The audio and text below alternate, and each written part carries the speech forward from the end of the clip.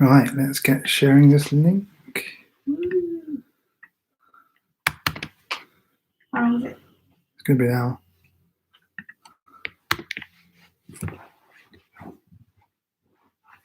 It's alright if I move it in the background. It's live now, so.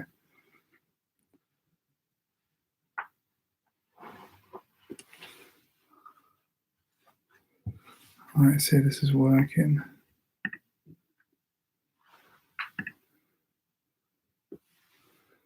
Is that working? Are we live? Yeah, it's working. Awesome. All right. Cool, that's that done. Right, I think looks like we're live, so just gotta wait for a few more people to pop on, and then we'll get started teaching.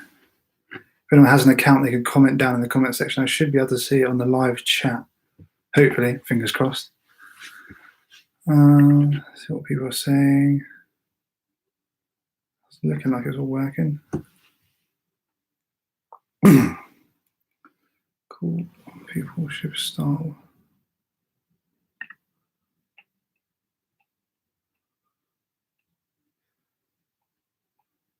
I'm not sure there's any way for me to tell how many people are viewing right now, but I'll get started like pretty much dead on 8 o'clock. Get time for people to arrive. Also, if you want to comment on the below the video on the Facebook group, I can also see those comments. So if you want to ask questions that way or the other way. If I do miss any questions, it's not working. I don't think the link works. Ooh.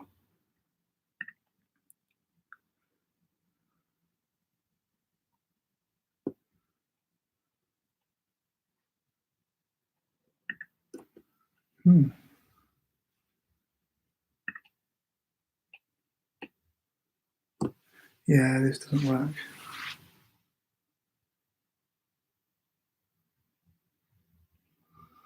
Why is it not working?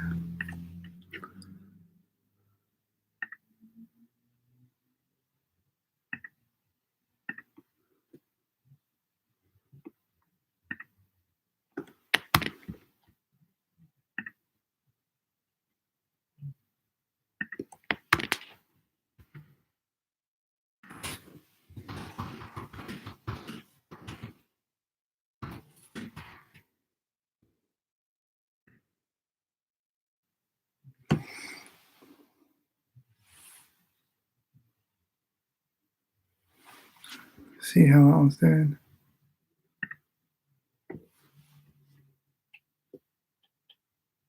Hey, looks like we're getting people now.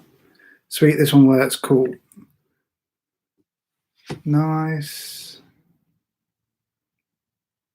Looks like it's working now. I'm just checking on my phone. Good evening. How you doing? Yep, it's working. Perfect. Right, we'll start just a little bit later than 8. Just give people some chance to click on the new link. I'm going to delete the other one so no one gets confused. Talk that out to ourselves. Cool. Awesome. So, hello. I can see all your comments. That's great. Perfect. I do just need to add it onto something else. How are you guys doing? How's self-isolation going for you guys? Awesome.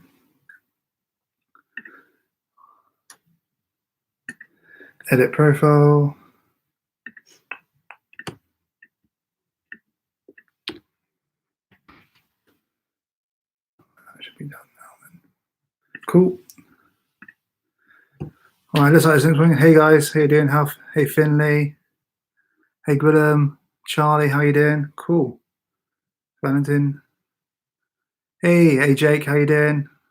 All right, cool. We'll get a few more minutes and we'll get started. How's the audio, guys? Is it okay? Do I sound all right? Can you hear me clear?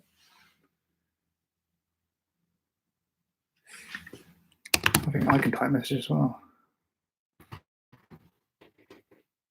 Greetings from Germany. Wow, that's awesome. Awesome, sounds good. Cheers, Brian.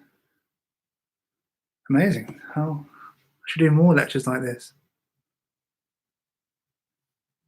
Pretty good, actually. Okay, that's good to know, because this is just a MacBook with a webcam and stuff, so that's quite good to know. Hey, mate, how you doing? I should say your name's Tyrone. How you doing? Greetings from Southampton, my hometown. Cool, cool, cool. Oh, yeah, like I said, I'm just going to give it a few more minutes just to make sure everyone's got a chance to watch from the start. I've had a few questions about whether this lecture will be available after. It will be available for probably about a week after, and then I'll delete the link. So if you guys want to come back and learn the stuff that I teach, if you miss anything, you can always go back and rewatch it, so you don't have to worry about that. If you have any questions, I'll try my best to pluck them out of here, or maybe it's best to comment on the Facebook feed the questions and I can answer them after. So that might be easier. But I've had a few questions submitted beforehand, which I'll answer at the end, so that's good. All right, looks like it's starting to pick up now. Just a couple more minutes. While I'm waiting, I might as well just do some contact juggling while I'm waiting. Show you guys some magic. So you're not just viewing nothing. So here we go, like this.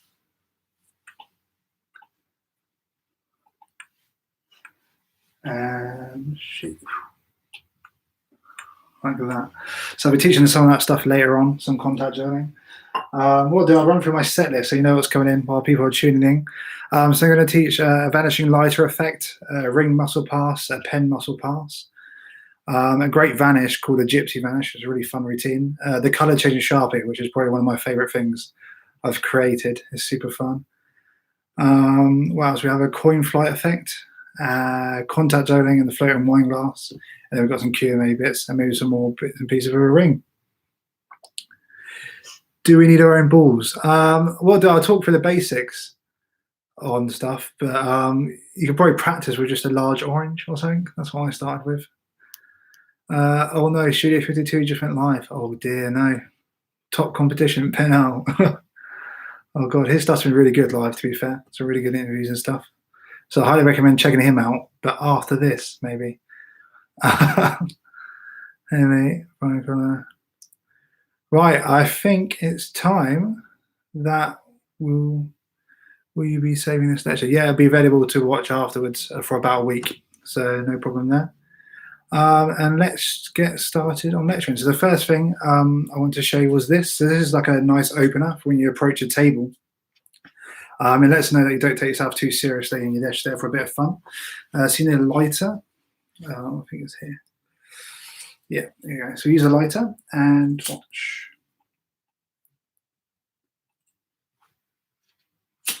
There we go. We'll do it again. Oh, it's gone like this. So like I said, it's a nice quick opener for tables, and it gets a laugh, but then it catches them by surprise at the end, so it's got a really nice kicker ending. And it's really simple. So it's basically just a lighter on a pool. But because I thought everyone's in isolation, I thought it was a good one to teach, because this is a pool that you can make at home through stuff you probably already have as a magician. So this is the gimmick. So it looks like this.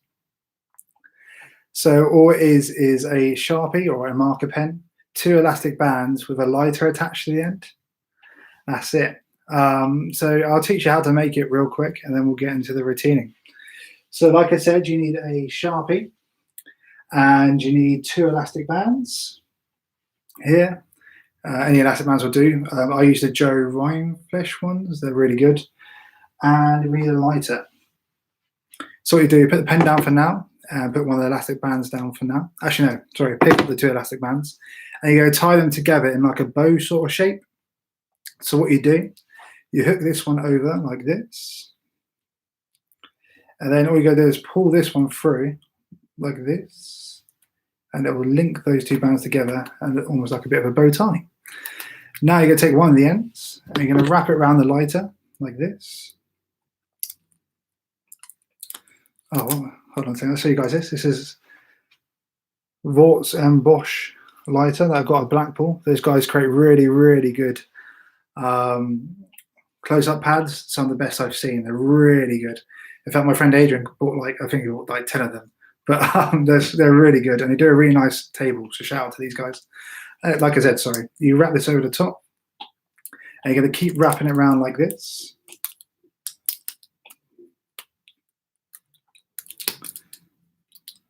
until it's really nice and tight and secure, and then you make sure the knot's at the back here. So you make sure that's not going anywhere. Now you take this end.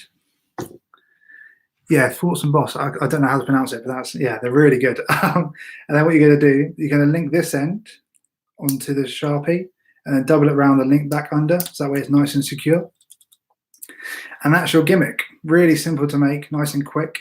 If you are going to perform this more, I probably do recommend buying a pool that's a bit more robust, but this works on the fly. And suppose this is what I use. I don't bother buying a pool. This is what I do when I want to perform it. And now the setup is this. So this Sharpie goes down your sleeve here, and that acts as the anchor point. You can have it inside your pocket. We've clicked onto here, but that means the light is dangling down a bit, so it's a bit more easier to view. But what I find best is that if you stick it down your sleeve like this. Oh, all the lighters are falling off. Hold on a second. Take this back up. That's because I didn't double it around properly. So yeah, double it around like this, and then it'll be knotted on. So that goes down your sleeve, and then it dangles here. So it's a bit further back, so that way you can still go into your pocket, and they don't really see too much flash. You approach the table, you introduce yourself, and then you go into your first effect. So you look for a lighter, and you realise it's in your pocket. Now you pull this lighter out and place it into your hand. And keep your hand near your jacket, because what's happening here is you have the pool going all the way across. So the angles on this are pretty good because you can do it surrounded, because you hold your other hand here. So therefore from this angle you can't see anything apart from the lighter. And for this angle you're good, and from the front you're good. So you're covered all the way around. So this is perfect for tables because fire is a really good thing to get attention. And they think you're going to do something really dramatic. So you light it, and then when you do this, they kind of relax a bit, they laugh. And then you do it again. And as you throw upwards, you simply just let the lighter fly back into your jacket, and then mime like you're going to catch it, and then it vanishes. So one more time on that here. You move the lighter to the fingertips, hold the other hand here. You light it, reach across, pretend to throw it in the air, follow it with your eyes, and then it lands. Then you're going to grab again. You're going to throw that up, and then you just simply just release the lighter into your jacket as you mime doing this. And I'll show you the visual of it so that we can see what it looks like again. So it's here.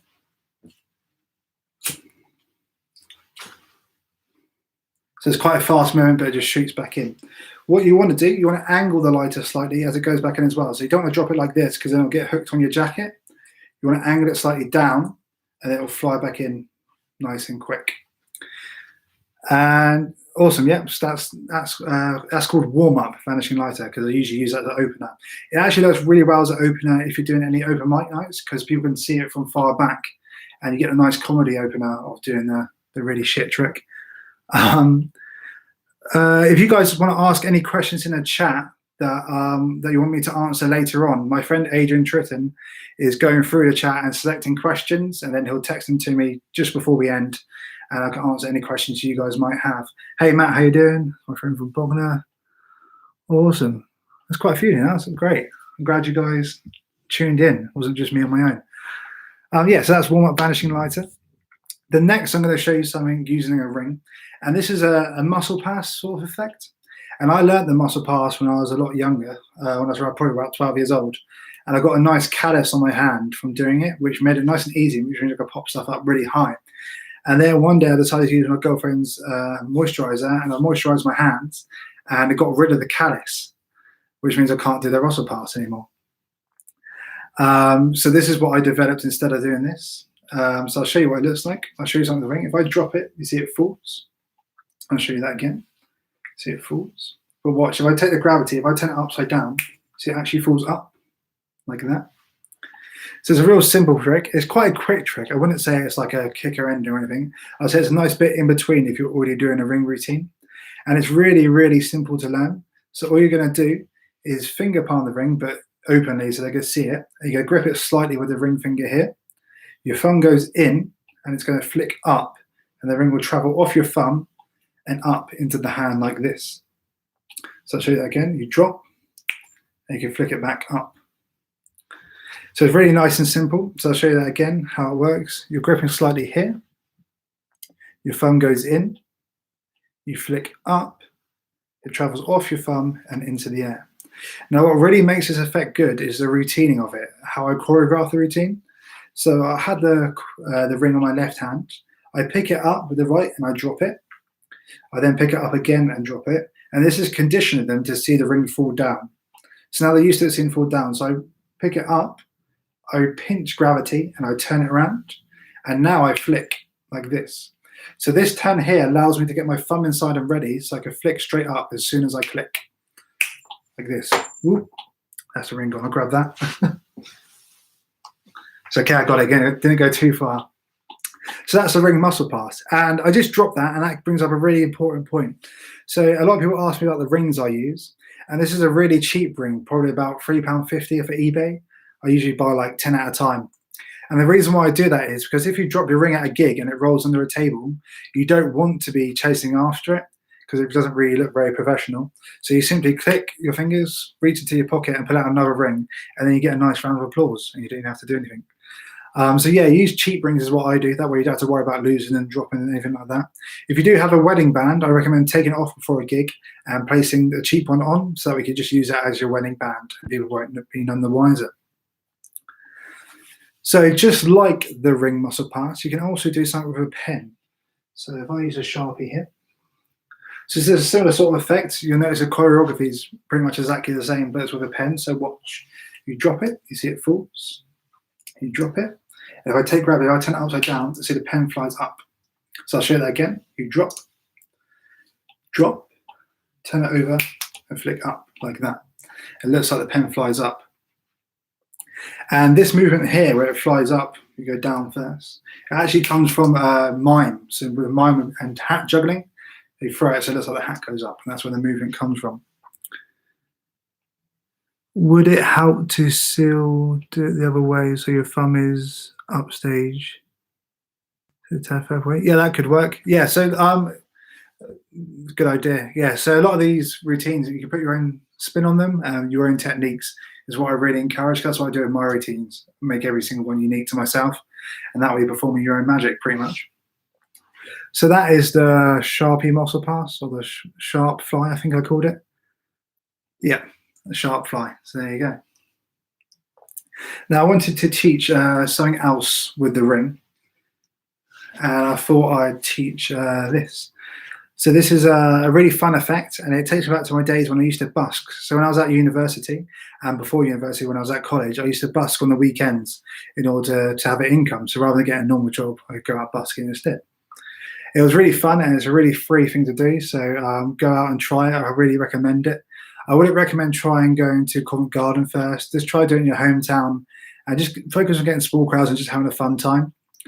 But when I was performing one day in summer, there was a group of gypsy kids because the fun fair was in town, and they were watching every single one of my shows. Okay, I'll go back to Sharpie in just a second, don't worry. Yeah, so I was busking, I was watching every single one of my shows, these little gypsy kids. They're probably about 10, maybe years old. And they'll watch every single one of my shows and they'll talk to me. They'll come up and ask how the tricks are done. I wouldn't really tell them, but they'll ask me like stuff, how do you steal a watch and stuff. But they're really fun kids, really nice kids. And a funny story, they actually, if a crowd would walk away and they wouldn't pay me, they'd actually shout at the crowd. So I had to explain to them that's totally okay, not to tip me. But one of them showed me this, and it actually fooled me when I first saw it. So it's called the Gypsy Vanish. I'll show you. Watch. So I'm going to make the ring vanish. If you watch very closely, ready, watch. 1, 2, 3. Ta-da! Not that impressed? No, it's actually a. Huh, there you go, like this. So it's a nice, quick trick. And it's, again, I think this is a really good opener because, again, lets the audience relax and it gives them a bit of comedy right from the start. So what you're doing there is you're placing the ring on your thumb like this. And then you close both hands into a fist. Now you move your hands around as if you're going to make it do some mysterious moves to make it vanish. And then you move your right hand towards your armpit. And as you do, your thumb goes into your fist and your fingers pull the ring off like this. And then you mime placing it under the armpit like that. So full speed it looks like this. But in slow motion, as soon as it's covered, it goes in and mime's pinning it off. Now they'll get like a sigh that was a rubbish trick. And then you look under your armpit, and as you look under, you lift your arms up, your thumb goes in, and puts the thumb back on, and you check the other armpit, and then you check back, and the ring is jumped back. So it's a real nice opener. Now, what I'll show you, I've just been teaching the ring trick, Harry, the one from yesterday.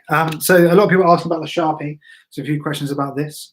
So how do you flick it upwards, and where is the balance point on it? So you're flicking it upwards with your thumb. So your thumb goes underneath, and you create pressure against your middle finger. You push against your middle finger, then you go flick up like that. So the Sharpie rests here. You want to do it just on the S. So it's just slightly off the center because it's weighted this way, and it'll fly up vertically. So just here, it goes up like that. Hopefully that explains it a little bit more. And yeah, I use this one quite a lot. It's a real nice one that you can just do when people finish sliding. So if you take the pen back, you can click and then just place the pen back in your pocket. And it looks like a moment of magic, but you don't pay any attention to it. So it's almost like a bit of a throwaway. But it makes you look like you do magic anytime, anywhere, which is a cool thing to have. Any questions on anything? The balance point, yeah, the balance point is halfway on the Sharpie. What would you say? Yeah, cool, awesome. So let's look at something else. What do we have up next? Okay, I'll show you this. This is a really fun move. And this was originally created by, hey James, how you doing? This is a really fun move. And it was originally created by a French magician called Antoine Thomas. And he's a fantastic ring magician. He's got a ring project called Ring Theory, which was released by Theory 11, or it might have been Penguin Magic, one of the two. But it's called Ring Theory Antoine Thomas. It's really, really good.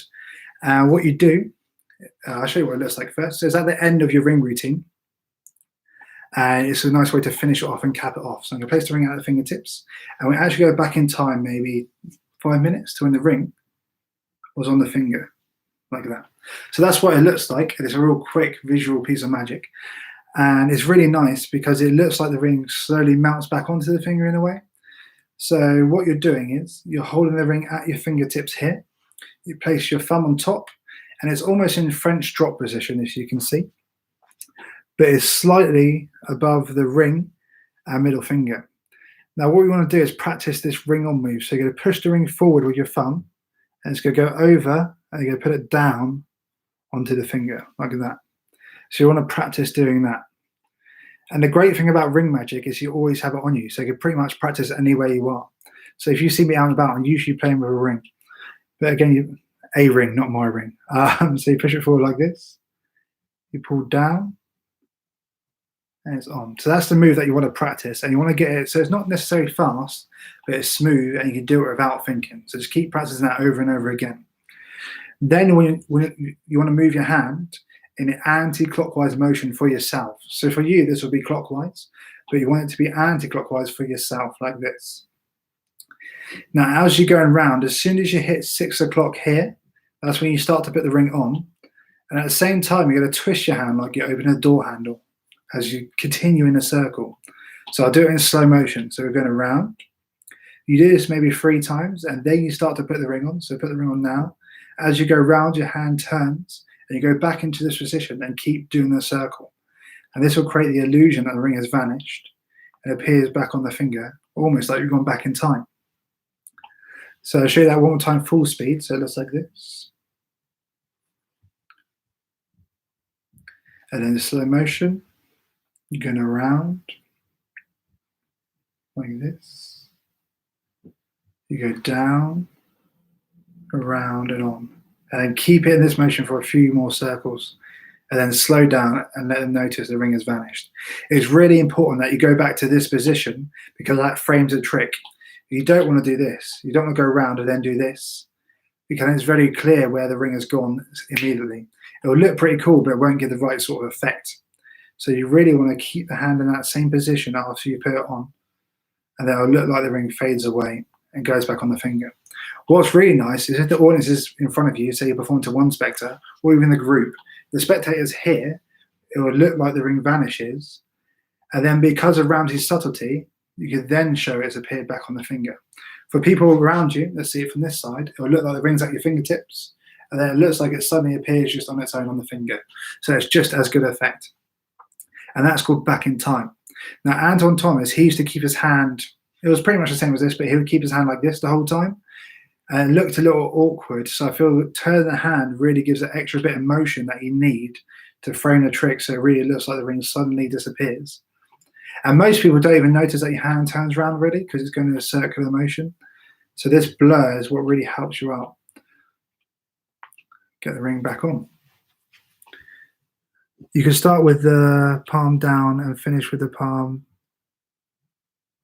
Finish with the palm down also. I do it. Yeah, so yeah, you can start with the palm here and go this way if you want to. I'm not used to practicing that way, but yeah, if you want to do it that way, you can. But I recommend doing a turn halfway through because this turn that really helps make the move invisible.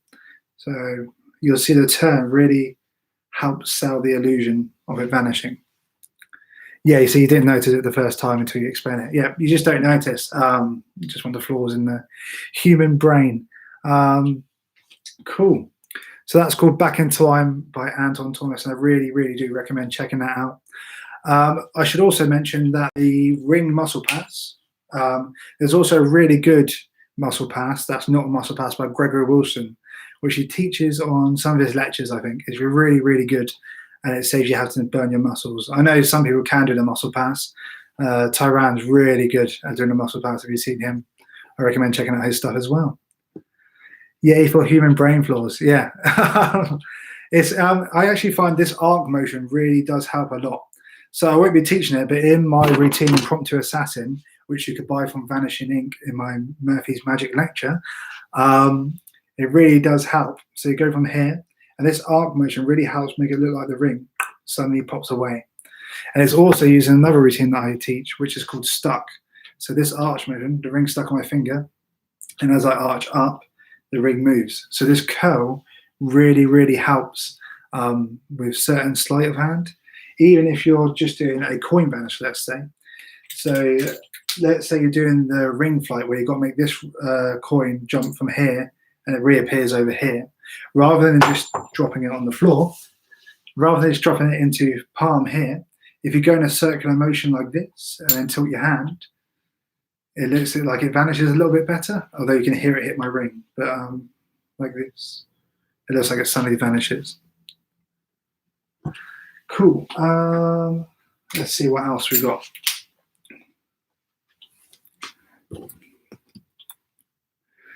Nice. So we go to teach. Some people wanted to learn some contact juggling sort of stuff. So we're going to teach a little bit about this. So this is contact juggling. One of the questions I get asked a lot is about why I started this. And the reason I started learning contact juggling is because when I was younger, I used to watch a film called Labyrinth with David Bowie in, and he would use the crystal ball to demonstrate his magic powers. And when I was younger, I used to think this was like a CGI sort of effect, so I didn't really give it two thoughts. But then when I was about 15, I'm going to say, I watched the behind the scenes of Labyrinth and found out that was a guy called Michael Motion behind him doing the crystal ball. So I found it's a real thing called contact juggling. And I researched into it and got a book on it and learned from there. I actually started out learning the moves with just an orange.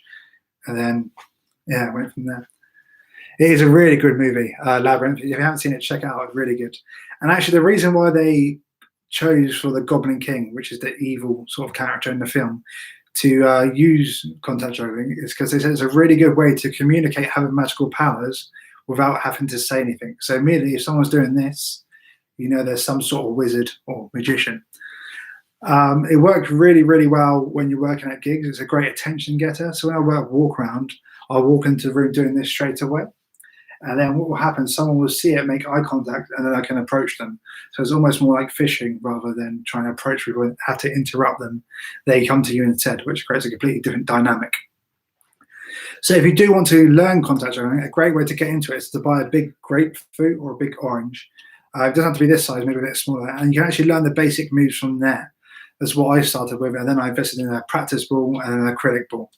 So the first move you want to learn, if you want to learn isolations, is this. So you're going to give the ball, you're going to grip the ball like this. And then you're going to move your hand forward and back like this. And the idea of this is to keep the ball still and move your hand around the ball. So try to keep the ball still. And what you could do this by line it up with something in the background. So if I line it up with my sofa here, I can move it backwards and forwards like that. So that's the basic. And then you want to move to the side as well, and then back. So now you can start smoothing that out. And it looks like the ball's staying still, but really you move your hand around the ball like this. So that's called the claw, and that's the basic move to learn. It's really worth not investing in an acrylic ball straight away, because if you drop this and you get a scratch on it, it's going to ruin the illusion. So pick yourself up a grapefruit or a practice ball, they're called. That way you don't have to worry about breaking anything. You can start practicing straight away. Now the next move you want to learn is another super simple one. You could hold it like this, and then you're going to switch it. So it's with the left thumb and right fingertips, and then you're going to pull, you're going to switch back, and you're going to push. So you're pulling and then pushing, pulling and then pushing like this. And then you start to smoothen that out again. And it looks like the ball will start to float. It's like Steve Britter just said, he's going to dig out his acrylic ball. Awesome, that's good. Yeah, get practicing. If you are going to practice above your bed. If you've got an acrylic ball, that way if you drop it, you're not going to break anything. And if you're going to store your crystal ball somewhere, don't store it where someone can have direct sunlight onto it, because it'll act as a magnifying glass and burn anything the other side. I found out because I burnt my cat, RIP Mr. Fluffles. So yeah, be really careful with that. But yeah, sorry, this is called the Enigma move, like this. And I'll show you that in slow motion again. So you have your thumb on top, fingers on the bottom. You pull, and then you push. You pull, and you push. Pull, push. And keep going like that. And then the final one you want to learn is, I forget what it's called. I think it's called the charge effect. It looks like this. So you can float the ball for a second. You shake, and the ball floats in midair for just a second. And this really is probably the cherry on top of contact drilling for lay people. So all you're doing is gripping it in claw-like positions from either side. And then you're going to let go of all your fingers apart from your ring finger on your right hand and your left thumb, like this. So you're gripping it between here and here. Then you go forward, and then you arch your fingers around. It looks like the ball's floating for a second, and then you close. So you open up and you close. And then you want to do little circles with your fingers. So you go like this. And it looks like it floats for just a second. So when I perform it, I come up, I shake, and I float it, and then catch it. And you want to do it for about 3 seconds, and this really looks like the ball is floating. So that's a little basics from contact drilling. And we'll come back to something similar to this later on in the lecture, because I realise not everyone has an acrylic ball, and Amazon's being really shit at delivery, so you can't even order one at the moment. So I'll teach you something that hopefully everyone has at home right now that you can practice with. So I'm going to move on to something else. So this is a really nice impromptu effect that you can do. So let's see. Do I have a coin? Should have been more prepared, Myles. Okay, yeah, I've got a coin. So this is a really nice effect. So you borrow a coin from the spectator, and you're going to ask him to sign it. So you give him a Sharpie, and you're going to write their initials on it. So let's choose, we'll do Brian Connor. So we'll do BC on here. It's already got an X on it, but we'll do BC for Brian Connor, like that. You're going to let that dry, and then you take the coin back from them. Put my pen away. And then you can actually make the coin vanish. If I take the coin here, if I squeeze, the coin melts down really small and then completely vanishes like that. Now, it doesn't go far. If I reach into my back pocket, I'm not sure you can see, but in my back pocket there's a pen, and on the end of the pen is the coin. So that's a really super simple effect. Oh, software update, don't want to do that. Like that, cool. Now, all you do is go turn this over, like this. Sorry, I'll teach you how to do it. So you get them to sign the coin, and then you take the coin back in your right hand and have the pen in your left hand. You have the signature face up, you blow it to dry it, and then you put the pen in your mouth with the clip facing outwards. And then, sorry, I'll keep this here. Then you do a false transfer, and then you take the pen out of the mouth. But as you take the pen out of the mouth, you're actually going to load the coin onto the Sharpie. So let's pretend this is my mouth, And this will do it without cover. So this will be in finger palm, but without cover. You slide it down the Sharpie, it goes underneath the lid, and then it's locked on here like that. You do that as you take it out of your mouth. So the loading looks like this. And then it's loaded on here like that. Then you take the pen, you place it inside your back pocket here. And now you can vanish the coin. Now you can vanish this any way you want, and this is technically the easiest vanish you're ever going to do because there's nothing here. So you should really make the most of it. So that's why I do a force transfer into this hand, like Darren Brown's suggestion is pure effect, I think he talks about it. And now you can slowly melt it away and really milk it. If you want, you could do some Ben Earl style stuff where you hold up the hand and you mime having it here. That works really well. Or you can even, if you get a good spectator who's playing along with you, you can ask them to hold up the hand and squeeze hold that tight, and they get to make it vanish. And this is really fun because when people try to rethink, they can't put the puzzle together because this layperson becomes almost like an instant stooge. You have to be careful about choosing the right spectator, but it works very well if you get them to do.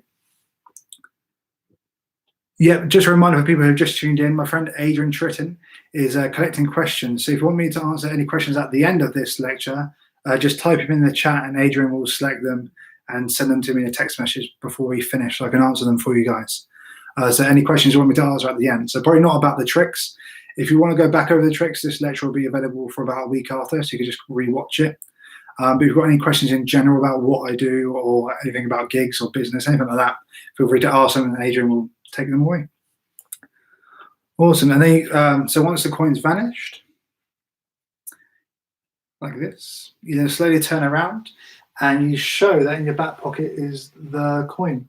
You can't see anything here, but you can take my word for it that the coin's attached to the Sharpie. And now what's really nice about this, because you held the signature face up in the palm, they can see a coin, so you get a reaction now because they see the coins appear there, but there's no confirmation that this is their coin yet. So you can hand it to them and let them take it out, and then they turn over, and then you get a second reaction from this. So it's almost like when you do a triumph, you do the first bit face down, and then when you turn it over, you get a second reaction. So we get two really strong reactions from this. Now you've got different places you can actually load the pen once the coin's on it. So once the coin's loaded from your mouth, you can place it on the table if you like. So if this was a table, you can place it down, then bring the spectator's attention away from the table, and then you can vanish the coin, and then draw them back to the table, and the rings appeared there. Oh, sorry, the coins appeared there, and that's almost like a card on the box style effect. So they think you've done some sort of misdirection there and some sort of skill. Or if you want, you could give it a slight wipe and hand it to them. Probably not during these times. You don't want to put it in your mouth and hand it to a spectator. Probably not great for the coronavirus spreading. But so once this is all blown over, maybe do that. Or maybe just don't do that for future preference. But you can do it. You can have it into their hand, and they'll actually hold on to it without realizing it's there. So they hold on to it, and then you draw their attention away. You throw it up in the air, and it appears back on the pen they're holding on to, which is quite cool. And that is called coin flight. Now, the reason why I created this because I don't like doing ring flight effects. So effects where you borrow a ring and then make it vanish and appear somewhere else. They're really, really strong, and I don't mind other people doing them. But for myself as a personal choice, I don't do it because I feel it's too valuable to someone. A ring's a really personal item. So even if it's maybe only worth 50 quid, the ring, it may be really sentimental. You don't know who gave the ring or what memories have attached to it. And the reason why I really found this out is because I was at an event, not as a magician, so I was just there as a guest, and I was with my mum, and a magician borrowed her ring. He made it vanish, but my mum didn't care about the trick at all. She was just worried about where her ring's on the whole time. And then rather than being astonished that it has appeared on the keychain, she was just relieved that she finally got it back. So from that spectator viewpoint, I just don't think it's worthwhile.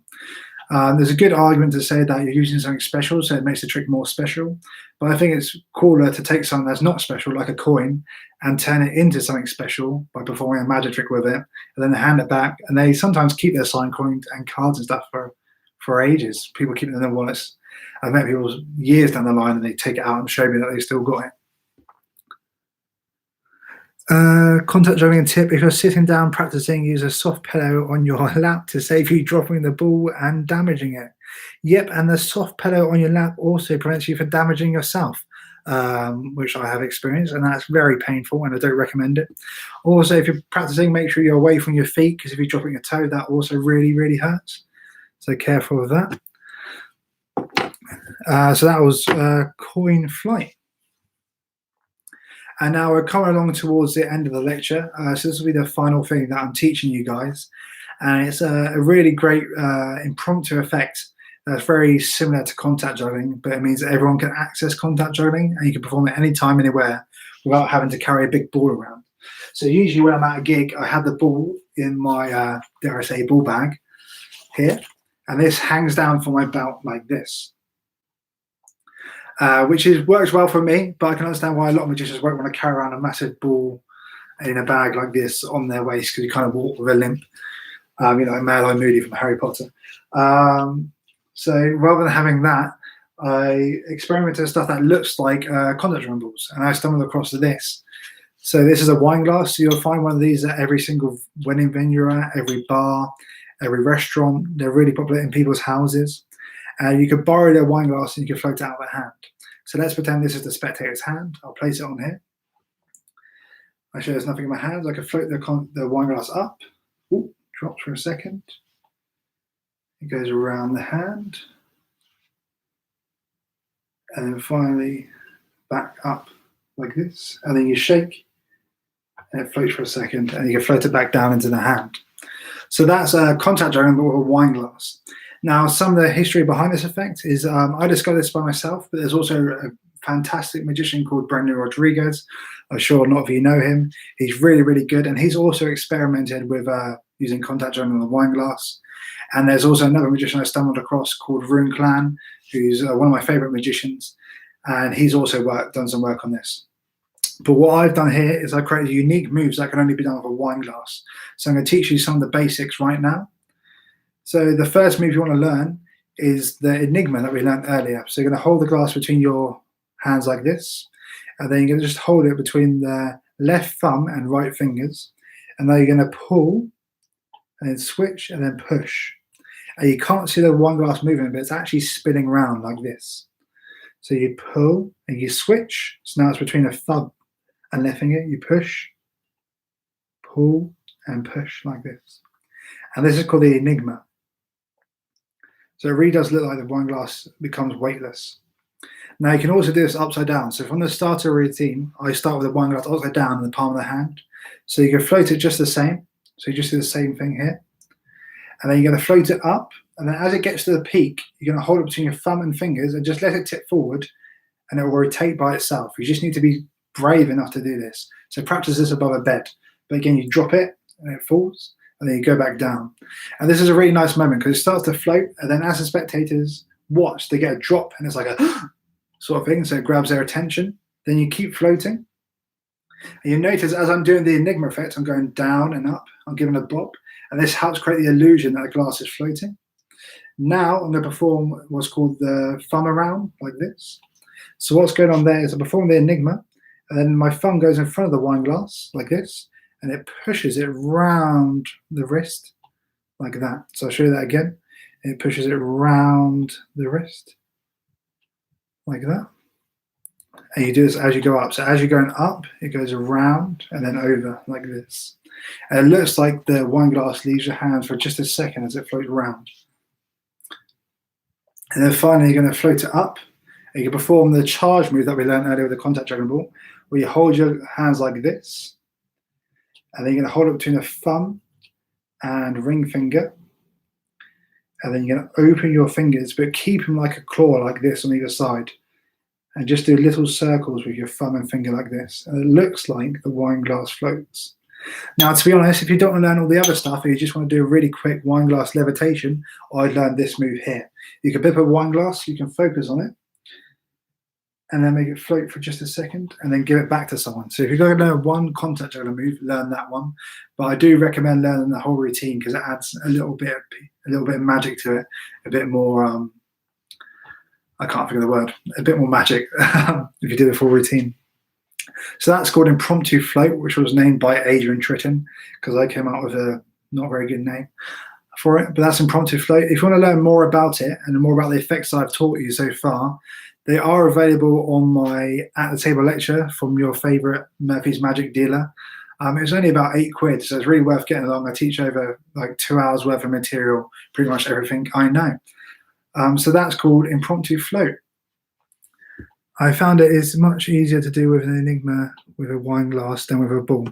Yeah, a lot of the moves are actually easier to do with a wine glass because the wine glass is lighter.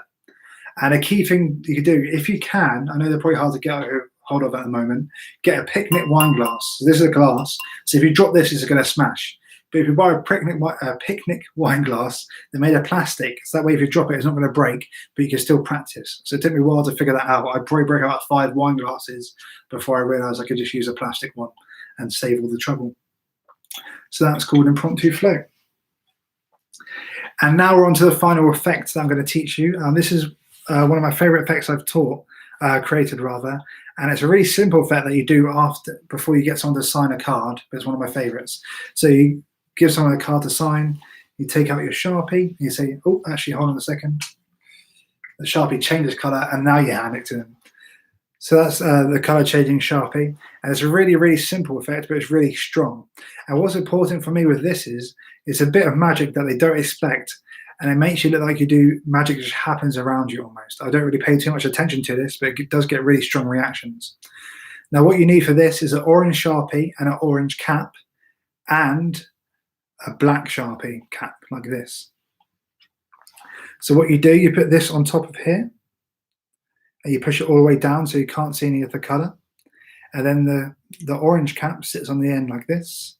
And then this sits in your pocket here with the orange facing up. So you can come out and grab it and hide it.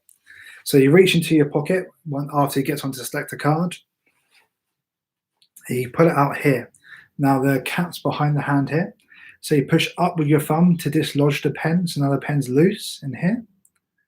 And now you come across. You take the Sharpie out and you keep the pen cap here and finger palm. Now as you come over, you grip the cap between your thumb and first finger. So without cover, you grip these and then you pull and it switches the lid. And it looks like this part was black and the lid was black. So it looks like 2 parts of the Sharpie are changing color, but in reality, it's just 1 part. So I'll show you what again looks like full speed. It looks like this. And in slow motion, it looks like this. Dislodge the Sharpie, come across, obviously keep that covered, grip here, pull, and now I place this cap back on here like this. And then I drop this hand down to the side and give it out for them to sign. And now when I take the pen back, I simply just put this cap back on and then put the pen away. And it looks like you're back to normal, but really you're reset. So you put the pen away like this and you're reset and ready to go to use it again on the next group. So I'm just going to go over a bit more of the fine details of it just to make sure you got it, because this is the one thing that I really think a lot of magicians should be using. It's super easy to do, super powerful, and it's a really fun effect. So hello Harrison. Harrison's a very good magician from Southampton. Not quite as good as some other magicians I know, but he's very good. Drop the side and 3 taps, just like Williamson teaches. Cheers, Adrian. So what you do, you have it here. You push up like this. And then you take the Sharpie out. You come across, grip the lid between your thumb and first finger. Come across here. You grip the black lid between your ring and little finger. Grip it tight. And then pull. And this jerking motion allows you to switch the caps. So this motion allows you to push the orange cap up into view. And it looks like it changes color. And then simply put this here. Hand out this and let this hand drop down by the side and just swing. Like Adrian said, David Williamson just recommends tapping your side 3 times casually just to get a nice normal swing. And that is the color changing Sharpie. So I'd like to thank you all for tuning into this. And I'd like to ask Adrian if you send me a WhatsApp of the questions that you've got, and I'll start answering the questions that I've got right now. So if you have any questions about anything that I've taught, or any of the extra stuff you want to know, drop them in the comments now and Adrian will send them to me on WhatsApp and I'll start answering them. So let me just get my WhatsApp here.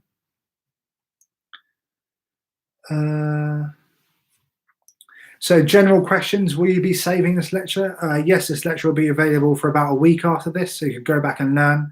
That's why I kind of went through the effects quite quickly, because it allows you to learn more stuff in this lecture, and then you can just go back and rewatch it until you get it down. Any lecture notes? Currently my lecture notes are only available at my lectures in person. However, pretty much most of this stuff I taught here is on my at the table lecture with Murphy's Magic. So that's available at Vanishing Ink is where I recommend getting it.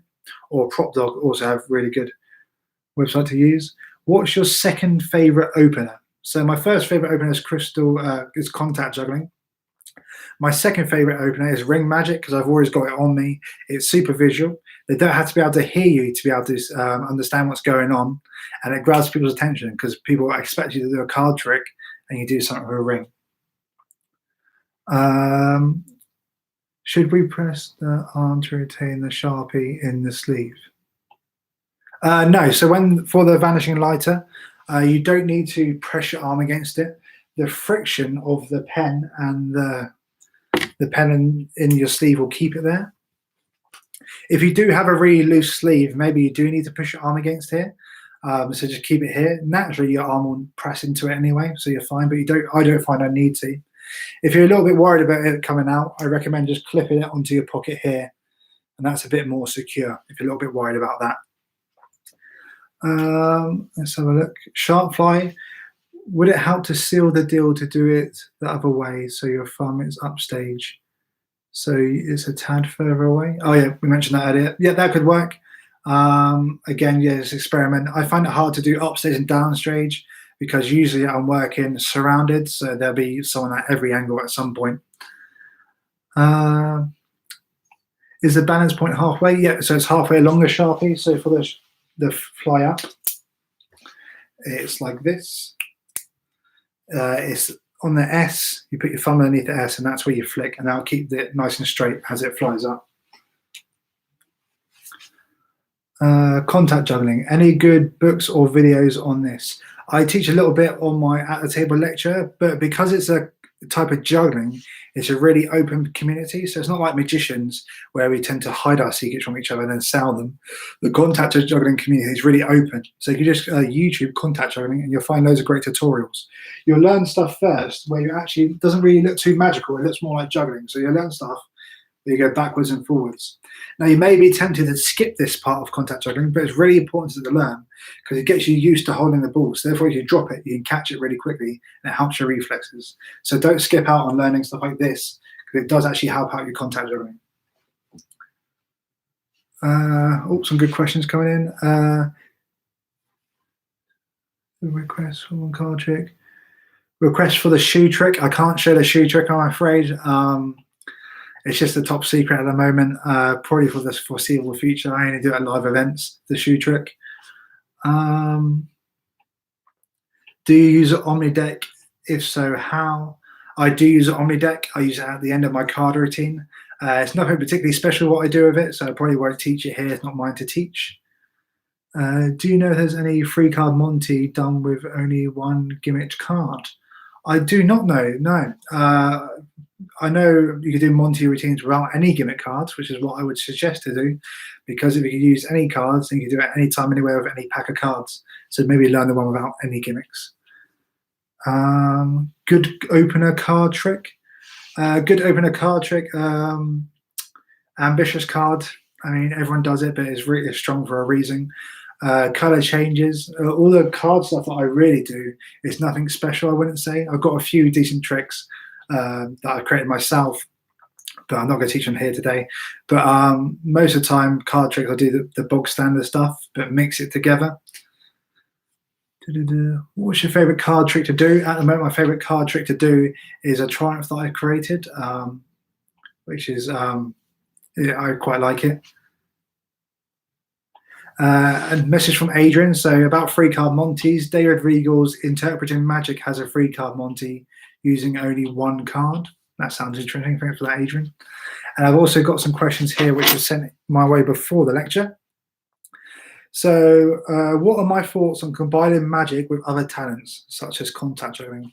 I recommend it. I think you have any other talent, whether it's music, singing, beatboxing, skateboarding. I think you should combine it with your magic. This will make your magic unique to yourself, and you'll probably even start to get a reputation for doing skateboard magic or beatboxing with magic. There's a really good magician called Tricks and Beats on Instagram, I think his name is. I've never met him in person, but he's very good at combining magic and beatboxing, so I recommend checking him out. So yeah, use the talents you already have, or even I learn other talents just so I can use it within my magic. So I've learned how to juggle, obviously contact juggling, anything that takes my interest or inspires me, I just go out and learn it, because you never know what parallels it has with magic. Adrian says, share my triumph. I can't show my triumph here. I don't really have a table at the moment, but there is a video on my Facebook page if you scroll back, or on my Instagram, of my triumph. So go watch that video if you want to see the triumph. What other questions? What's the trick that you get? What tricks get people's attention? So obviously contact juggling is a really good attention getter, but any effect that's super visual that you can perform continuously works really well.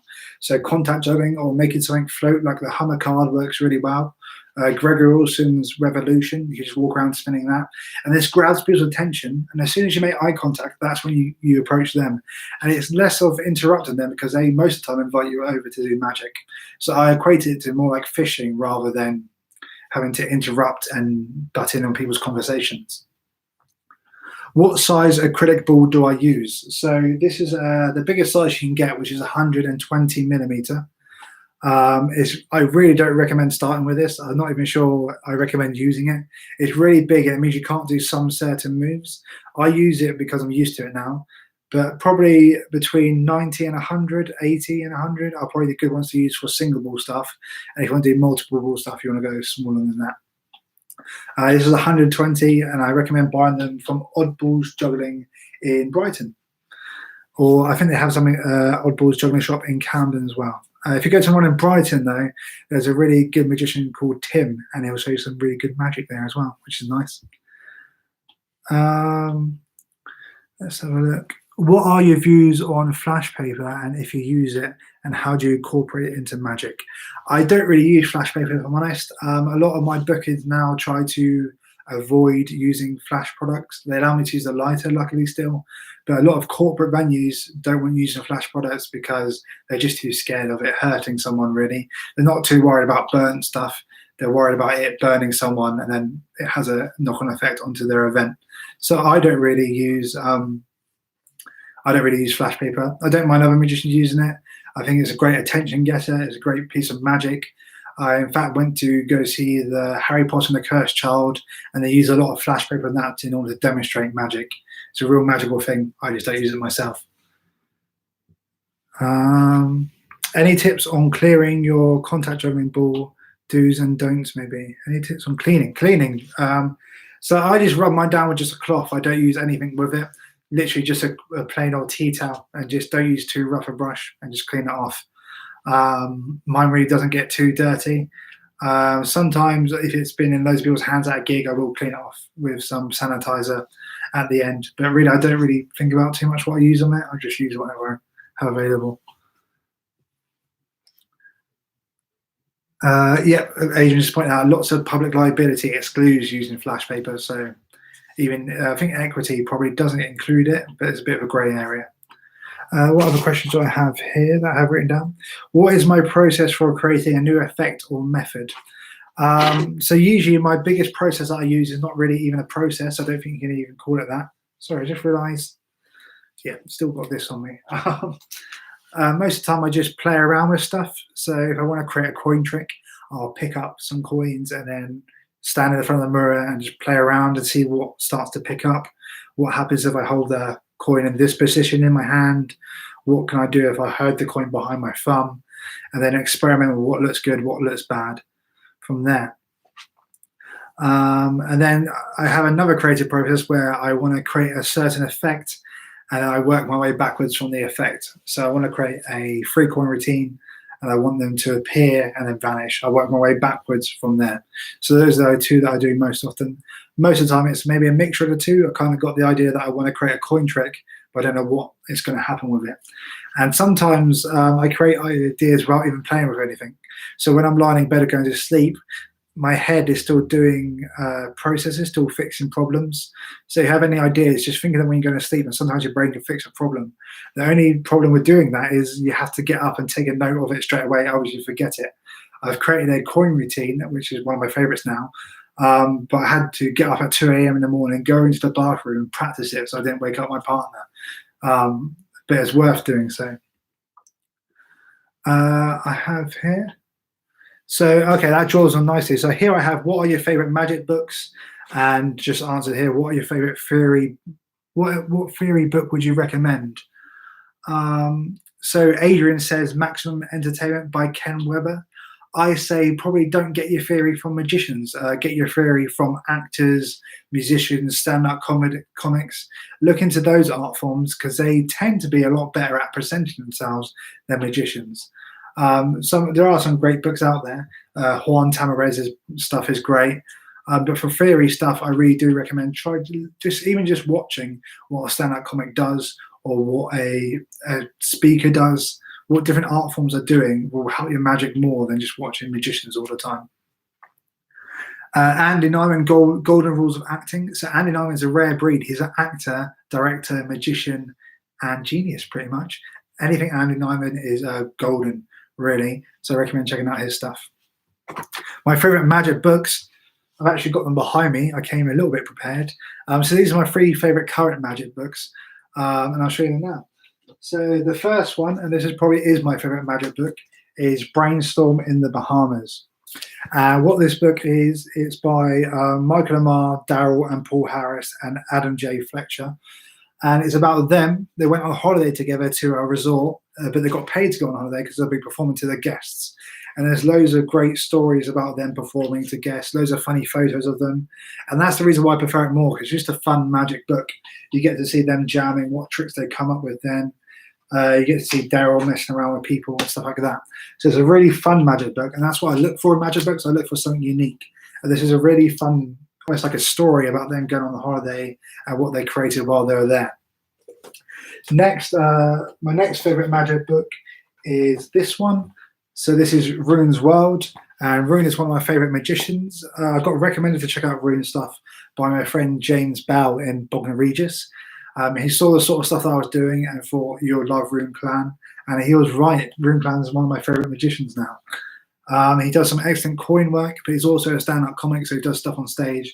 It's a really great book. The first half of the book is broken up into different acts. So you've got like a coin act, you've got an act on the floor. So you've got different, it's broken down into acts. And then the second half of the book is all about his stand-up comedy / magic, and it's actually in a graphic novel. So it's probably one of the most unique magic books that I have, and it's really, really good. And he very kindly signed it for me at the session. So thank you, Rune. And then my third favorite magic book is Totally Out of Control, or Out of Control, by Chris Kenner. This is a really great book, and again, it's another super fun book. So this book, you read it from one side, and when you get halfway through, you have to flip it around. And there's loads of fun illustrations, puzzles within inside, and some really, really good material in here. So those are my top 3 magic books. What other questions are there? How old am I? Take a guess. Comment in the comment section now how old you think I am. This is a fun game me and Adrian usually play. So just comment below your guesses, and I'll answer it just before the end of the lecture. So how old do you think I am? What are your favorite magic books? What are you working on? So currently I'm working on just improving my magic that I do at gigs. I'm always refining them, adding new ideas. Every gig I do, I tend to come back with feedback about what sort of I need to change in it, or moments that I want to add. And as far as magic-wise goes, I'm working on writing a book at the moment. I've always wanted to write a magic book, and I got tired of waiting around, and I thought I'd just do it now. So I've got loads of brand new material in this book, and I'm really, really excited for it, really. It's going to be a while yet until it comes out. I don't know whether I'm going to release it or I'm going to release it with a company, but I'm currently writing a book. Exciting times. Any new releases? So I'm always working on stuff. Most likely the book will probably be the next thing you see from me, maybe some small downloads here and there. If you want to keep up with what I'm doing, just go to www.mylesthornton.com/mailing, and you could join my mailing list, and you'll get sent out free trick ideas, updates of where I'm lecturing, what I'm doing. So that's good. And that is all the questions. So let's take a look at how old you guys thought I am. 24, 24, 31, 43, 35, 39. Thanks, John. 53. Yeah, so I'm 20. I'm 24. I am 24. Yeah, I had to think about that for a second. It was my birthday the other day. But yeah, 24. So most of you hit it dead on right. So that's to you, Adrian. Adrian seems to think I look like 40 just because I had a tough paper when I was younger. So there you go. There's enough 20s in there. No, I think the 20s is about right. I'll take anything in the 20s I'm happy with. So if that's everything, oh, yep, I'm writing a book. Yeah, so just keep an eye out for that in the future. And that's everything. So thank you guys for coming along to my lecture. This will be available for a week now. So come back, learn the stuff, learn the color changing Sharpie. It's the best thing in this lecture, in my opinion. And I'll catch you guys on the other side. Thank you all. Stay safe, stay indoors, and wash your hands. See ya. Bye. Yes, I want to end. Does it work?